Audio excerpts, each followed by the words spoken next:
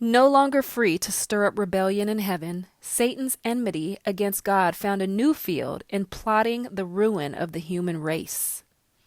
In the happiness and peace of the holy pair in Eden, he reflected on a vision of the bliss that to him was forever lost. Moved by envy, he determined to incite in Adam and Eve disobedience and bring upon them the guilt and penalty of sin. He would not only plunge their innocent beings into the same misery which he himself was enduring, but he would cast dishonor upon God. Our first parents were not left without a warning of the danger that threatened them. Heavenly messengers opened to them the history of Satan's fall and his plots for their destruction. It was by disobedience to the just commands of God that Satan and his host had fallen. How important, then, that Adam and Eve should honor that law. The law of God is as sacred as God himself. It is a revelation of his will, a transcript of his character. God has ordained laws for government, not only for living beings, but for all the operations of nature. The angels warned Adam and Eve to be on their guard against the devices of Satan. While they were obedient to God, the evil one would not harm them, for if need be, every angel in heaven would be sent to their help. If they steadfastly ignored his insinuations, they would be as secure as the heavenly messengers. But should they once yield to temptation, their nature would become so depraved that in themselves they would have no power and no disposition to resist Satan. In order to accomplish his work unperceived, Satan chose to employ as his medium the serpent, a disguise well adapted for his purpose of deception. Within the tree of knowledge, the serpent was then one of the wisest and most beautiful creatures on earth. It had wings, and while flying through the air presented an appearance of dazzling brightness. Resting in the rich laden branches of the forbidden tree and regaling itself with the delicious fruit, it was an object to arrest the attention and delight of the eye of the beholder.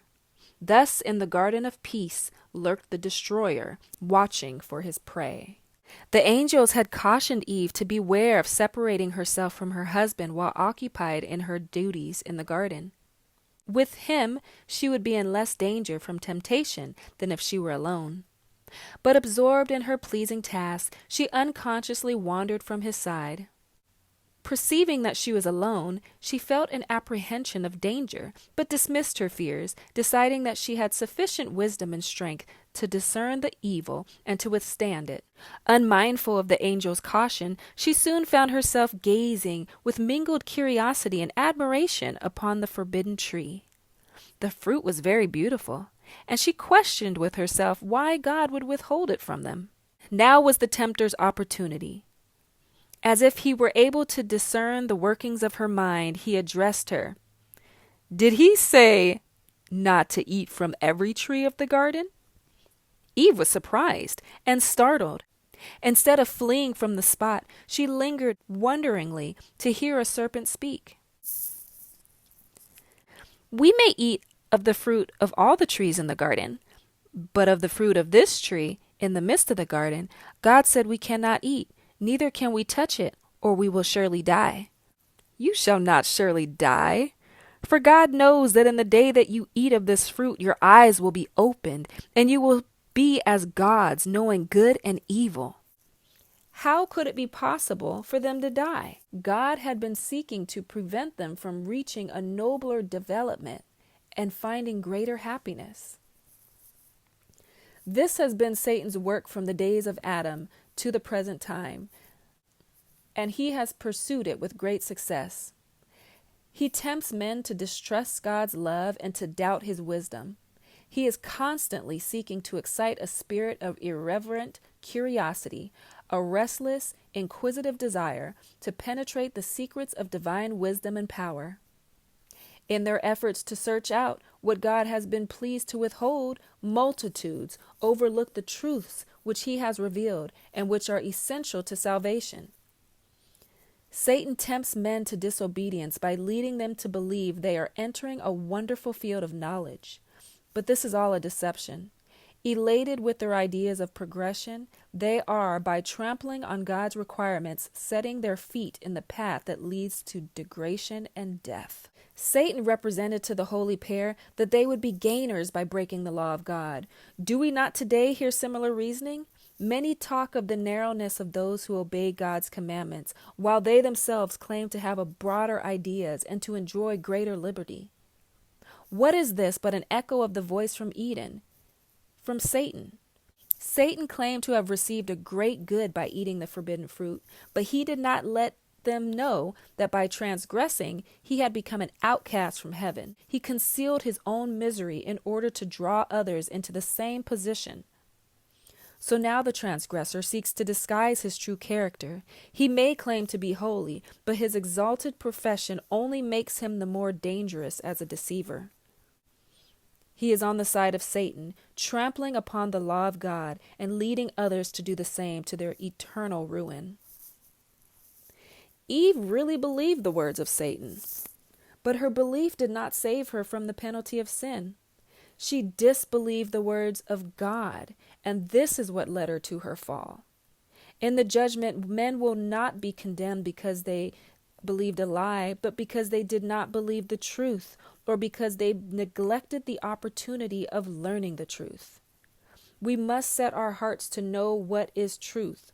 All the lessons which God has caused to be placed on record in His Word are for our warning and instruction. They are given to save us from deception. Their neglect will result in ruin to ourselves. Whatever contradicts God's word, we may be sure proceeds from Satan.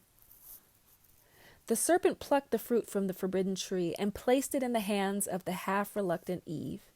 Then he reminded her of her own words, that God had forbidden them to touch it lest they die. She would receive no more harm from eating the fruit, he declared, than from touching it. Perceiving no evil results from what she had done, Eve grew bolder. When she saw that the tree was good for food, and that it was pleasant to the eyes, and a tree to be desired to make one wise, she took of the fruit and she ate it. It was a grateful taste, and as she ate, imagined herself entering upon a higher state of existence. And now, having herself transgressed, she became the agent of Satan in working the ruin of her husband. In a state of strange, unnatural excitement, with her hands filled with the forbidden fruit, she sought his presence. An expression of sadness came over Adam's face. There was a terrible struggle in his mind. He mourned that he had permitted Eve to wander from his side, but now the deed was done. He must be separated from her who was his love and joy. He could not endure the thought of separation. He did not realize that the same infinite power who had from the dust of the earth created him a living, beautiful form, and had in love given him a companion, could supply her place. He decided to share her fate, and if she must die, he would die with her. After all, he reasoned, might not the words of the wise serpent be true? Eve was before him, as beautiful and apparently as innocent as before the act of disobedience. No sign of death appeared on her, and he decided to brave the consequences. He seized the fruit and quickly ate. After his transgression, Adam at first imagined himself entering into a higher state of existence, but soon the thought of his sin filled him with terror. The love and peace which had been theirs was gone, and in its place felt a sense of sin, a dread of the future, a nakedness of the soul. Satan was happy in his success. He had tempted the woman to distrust God's love, to doubt his wisdom, and to transgress his law, and through her he had caused the overthrow of Adam. But the lawgiver was about to make known to Adam and Eve the consequences of their sin. The Lord God called unto Adam and said, "Where are you?" And Adam said, "I heard your voice in the garden, and I was afraid, because I was naked, and I hid myself." And he said, "Who told you you were naked? Have you eaten from the tree that I commanded you not to eat from?" "The woman that you gave me. She ate from the tree and gave me the fruit, and I did eat." When the woman was asked, "The serpent beguiled me, and I did eat. Why did you create the serpent? Why did you suffer him to enter Eden? These were the questions implied in her excuse for her sin. Like Adam, she charged God with the responsibility of their fall. The spirit of self-justification originated in the father of lies.